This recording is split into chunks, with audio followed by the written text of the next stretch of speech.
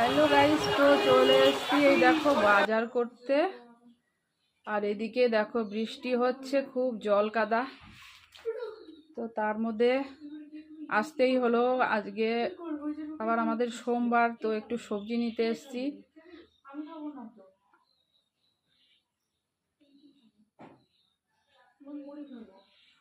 Train যাচ্ছে এদিকে, আর এদিকে রাস্তা পুরো জ্যাম হয়ে গেছে।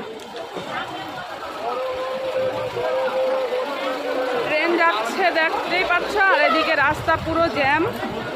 আর এইদিকে আমি যাচ্ছি, দেখো